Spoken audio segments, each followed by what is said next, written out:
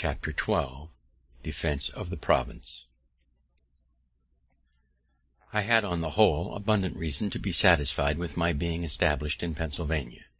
There were, however, two things that I regretted, there being no provision for defense, nor for a complete education of youth, no militia, nor any college. I therefore in 1743 drew up a proposal for establishing an academy, and at that time, thinking the Reverend Mr. Peters, who was out of employ, a fit person to superintend such an institution, I communicated the project to him; but he, having more profitable views in the service of the proprietaries, which succeeded, declined the undertaking, and, not knowing another at that time suitable for such a trust, I let the scheme lie a while dormant. I succeeded better the next year, 1744, in proposing and establishing a philosophical society. The paper I wrote for that purpose will be found among my writings when collected. With respect to defense, Spain having been several years at war against Great Britain, and being at length joined by France, which brought to us great danger, and the laboured and long continued endeavour of our governor, Thomas, to prevail with our Quaker Assembly to pass a militia law and make other provisions for the security of the province, having proved abortive, I determined to try what might be done by a voluntary association of people. To promote this, I first wrote and published a pamphlet entitled Plain Truth, in which I stated our defenceless situation in strong lights, with the necessity of union and discipline for our defense, and promised to propose in a few days an association to be generally signed for that purpose. The pamphlet had a sudden and surprising effect. I was called upon for the instrument of association, and having settled the draft of it with a few friends, I appointed a meeting of the citizens in the large building before mentioned. The house was pretty full. I had prepared a number of printed copies, and provided pens and ink dispersed all over the room. I harangued them a little on the subject, read the paper, and explained it, and then distributed the copies, which were eagerly signed, not the least objection being made. When the company separated and the papers were collected, we found about 1200 hands, and other copies being dispersed in the country, the subscribers amounted at length to upwards of 10,000. These all furnished themselves as soon as they could with arms, formed themselves into companies and regiments, chose their officers, and met every week to be instructed in the manual exercise, and other parts of military discipline. The women, by subscription among themselves, provided silk colours, which they presented to the companies, painted with different devices and mottos, which I supplied. The officers of the companies composing the Philadelphia regiment, being met, chose me for their colonel, but, conceiving myself unfit, I declined that station, and recommended Mr. Lawrence, a fine person and a man of influence, who was accordingly appointed. I then proposed a lottery to defray the expense of building a battery below the town, and furnishing it with cannon. It filled expeditiously, and the battery was soon erected, with merlons being framed of logs and filled with earth. We bought some old cannon from Boston, but these not being sufficient, we wrote to England for more, soliciting at the same time our proprietaries for the assistance, though without much expectation of obtaining it. Meanwhile, Colonel Lawrence, William Allen Taylor, Esquire, and myself were sent to New York by the associators, commissioned to borrow some cannon of Governor Clinton. He first refused us peremptorily, but at dinner with his council, where there was great drinking of Madeira wine, as the custom of that place then was, he softened by degrees, and said he would lend us 6. After a few more bumpers he advanced to 10, and at length he very good-naturedly conceded 18. They were fine cannon, 18-pounders, with their carriages, which were soon transported and mounted on our battery, where the associators kept a nightly guard while the war lasted, and among the rest I regularly took my turn of duty there as a common soldier. My activity in these operations was agreeable to the governor and council. They took me into confidence, and I was consulted by them in every measure wherein their concurrence was thought useful to the association. Calling in the aid of religion, I proposed to them the proclaiming a fast to promote reformation, and implore the blessing of heaven on our undertaking.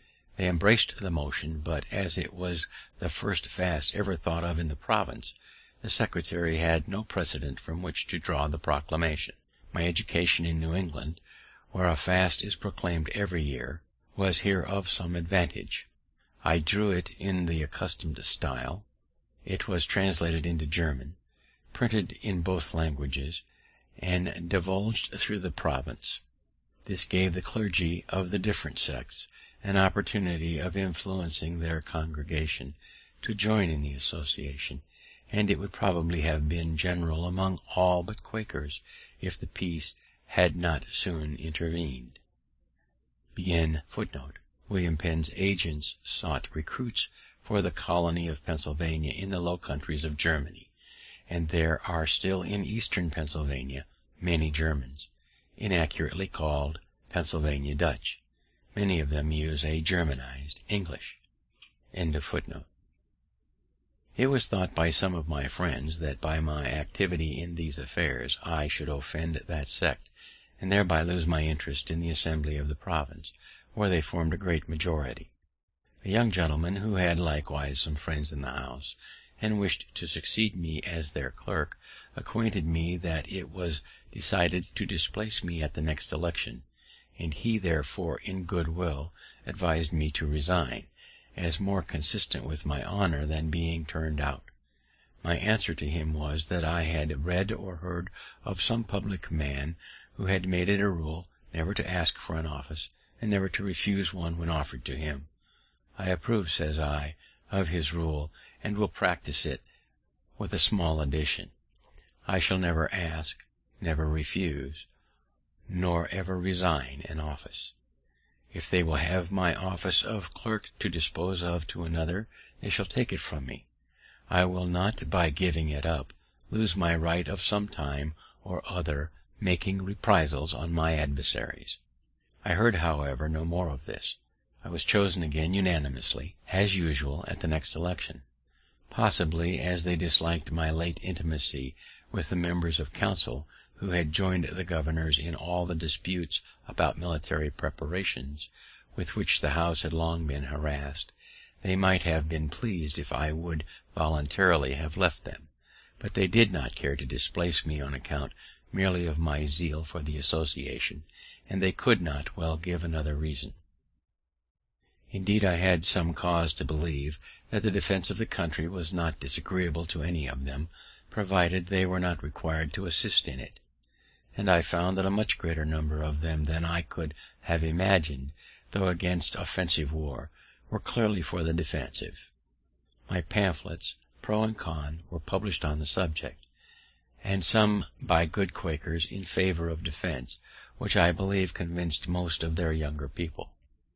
A transaction in our fire company gave me some insight into their prevailing sentiments. It had been supposed that we should encourage the scheme for building a battery by laying out the present stock, then about £60, in tickets of the lottery. By our rules, no money could be disposed of till the next meeting after the proposal. The company consisted of 30 members, of which 22 were Quakers, and 8 only of other persuasions. We 8 punctuously attended the meetings, but though we thought that some of the Quakers would join us, we were by no means sure of a majority. Only one Quaker, Mr. James Morris, appeared to oppose the measure. He expressed much sorrow that it had ever been proposed, as he said, friends were all against it, and it would create such discord as might break up the company. We told him that we saw no reason for that. We were the minority, and if friends were against the measure and outvoted us, we must and should, agreeably to the usage of all societies, submit. When the hour for business arrived and was moved to put to the vote, he allowed we might then do it by the rules, but as he could assure us that a number of members intended to be present for the purpose of opposing it, it would be but candid to allow a little time for their appearing. While we were disputing this, a waiter came to tell me 2 gentlemen below desired to speak with me. I went down, and found they were 2 of our Quaker members. They told me there were 8 of them assembled at a tavern just by, and that they were determined to come and vote with us if there should be occasion, which they hoped would not be the case, and desired we should not call for their assistance if we could do without it, as their voting for such a measure might embroil them with their elders and friends. Being thus secure of a majority, I went up, and after a little seeming hesitation agreed to a delay of another hour. This Mr. Morris allowed to be extremely fair. Not one of his opposing friends appeared, at which he expressed great surprise, and at the expiration of the hour we carried the resolution 8 to 1, and as of the 22 Quakers 8 were ready to vote with us, and 13 by their absence manifested that they were not inclined to oppose the measure. I afterward estimated the proportion of Quakers sincerely against the defense as 1 to 21 only, for these were all regular members of that society, and in good reputation among them, and had due notice of what was proposed at that meeting. The honourable and learned Mr. Logan, who had always been of that sect, was one who wrote an address to them, declaring his approbation of defensive war, and supporting his opinion by many strong arguments. He put into my hands £60 to be laid out in lottery tickets for the battery, with directions to apply what prize might be drawn wholly to that service. He told me the following anecdote of his old master, William Penn, respecting defense. He came over from England when a young man, with that proprietary, and as his secretary. It was war time, and their ship was chased by an armed vessel supposed to be an enemy. Their captain prepared for defense, but told William Penn and his company of Quakers that he did not expect their assistance, and they might retire into the cabin, which they did, except James Logan, who chose to stay upon deck and was quartered to a gun. The supposed enemy proved a friend, and there was no fighting, but when the secretary went down to communicate the intelligence, William Penn rebuked him severely for staying upon deck, and undertaking to assist in defending the vessel, contrary to the principles of friends, especially as it had not been required by the captain. This reproof being before all the company, piqued the secretary, who answered, "I being thy servant, why did thee not order me to come down? But thee was willing enough that I should stay and help to fight the ship when thee thought there was danger." James Logan, 1674 to 1751, came to America with William Penn in 1699, and was the business agent for the Penn family. He bequeathed his valuable library, preserved at his county seat, Centon, to the city of Philadelphia. My being many years in the Assembly, the majority of which were constantly Quakers, gave me frequent opportunities of seeing the embarrassment given them by their principle against war. Whenever application was made to them, by order of the Crown, to grant aids for military purposes, they were unwilling to offend government on the one hand by a direct refusal, and their friends, the body of the Quakers, on the other, by compliance contrary to their principles. Hence a variety of evasions to avoid complying, and modes of disguising the compliance when it became unavoidable. The common mode at last was, to grant money under the phrase of its being for the king's use, and never to inquire how it was applied. But if the demand was not directly from the Crown, that phrase was found not so proper, and some other was to be invented, as when powder was wanting, I think it was for the garrison at Louisburg, and the government of New England solicited a grant of some from Pennsylvania, which was much urged on the House by Governor Thomas. They could not grant money to buy powder, because that was an ingredient of war, but they voted an aid to New England of £3,000 to be put into the hands of the governor, and appropriated it for the purchase of bread, flour, wheat, or other grain. Some of the council, desirous of giving the House still further embarrassment, advised the governor not to accept provision, as not being the thing he had demanded, but he replied, "I shall take the money, for I understand very well their meaning. Other grain is gunpowder," which he accordingly bought, and they never objected to it. It was an allusion to this fact that, when in our fire company, we feared the success of our proposal in favour of the lottery, and I had said to my friend Mr. Sing, one of our members, "If we fail, let us move the purchase of a fire engine with the money. The Quakers can have no objection to that, and then, if you nominate me, and I you, as a committee for that purpose, we will buy a great gun, which is certainly a fire engine." "I see," says he, "you have improved by being so long in the Assembly. Your equivocal project would be just a match for their wheat or other grain." These embarrassments that the Quakers suffered from having established and published it as one of their principles that no kind of war was lawful, and which being once published they could not afterwards, however they might change their mind, easily get rid of, reminds me of what I think a more prudent conduct in another sect among us, that of the Dunkers. I was acquainted with one of its founders, Michael Welfare, soon after it appeared. He complained to me that they were grievously calumniated by the zealots of other persuasions, and charged with the abominable principles and practices to which they were utter strangers. I told him this had always been the case with new sects, and that to put a stop to such abuse, I imagined it might be well to publish the articles of their belief, and the rules of their discipline. He said it had been proposed among them, but not agreed to for this reason. When we were first drawn together as a society, he said, it had pleased God to enlighten our minds so far as to see some doctrines which we once esteemed truths were errors, and that others, which we had esteemed errors, were real truths. From time to time he has been pleased to afford us further light, and our principles have been improving and our errors diminishing.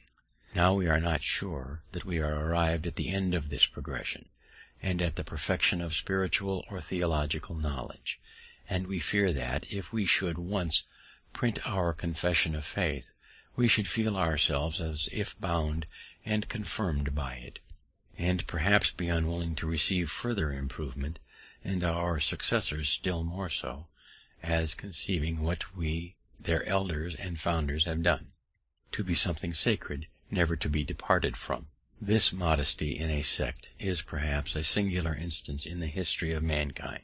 Every other sect, supposing itself in possession of all truth, and that those who differ are so far in the wrong, like a man travelling in foggy weather, those at some distance before him on the road he sees wrapped up in the fog, as well as those behind him, and also the people in the fields on each side, but near him all appears clear, though in truth he is as much in the fog as any of them. To avoid this kind of embarrassment, the Quakers have of late years been gradually declining the public service in the Assembly and in the magistracy, choosing rather to quit their power than their principle. In order of time, I should have mentioned before that, having in 1742 invented an open stove for the better warming of rooms, and at the same time saving fuel, as the fresh air admitted was warmed in entering, I made a present of the model to Mr. Robert Grace, one of my early friends, who, having an iron furnace, found the casting of the plates for these stoves a profitable thing, as they were growing in demand. To promote that demand, I wrote and published a pamphlet entitled An Account of the New Invented Pennsylvania Fireplaces, wherein their construction and manner of operation is particularly explained, their advantages above every other method of warming rooms demonstrated, and all objections that have been raised against the use of them answered and obviated, etc. This pamphlet had a good effect. Governor Thomas was so pleased with the construction of this stove, as described in it, that he offered to give me a patent for the sole vending of them for a term of years, but I declined it from a principle which has ever weighed with me on such occasions, viz., that as we enjoy great advantages from the inventions of others. We should be glad of an opportunity to serve others by any invention of ours, and thus we should do freely and generously. The Franklin stove is still in use. Warwick Furnace, Chester County, Pennsylvania, across the Schuylkill River from Potsdam. An ironmonger in London, however, assumed a good deal of my pamphlet, and working it up into his own, and making some small changes in the machine, which rather hurt its operation, got a patent for it there, and made, as I was told, a little fortune by it. And this is not the only instance of patents taken out for my inventions by others, though not always with the same success, which I never contested, as having no desire of profiting by patents myself, and hating disputes. The use of these fireplaces in very many houses, both of this and the neighbouring colonies, has been and is a great saving of wood to the inhabitants. Chapter 12.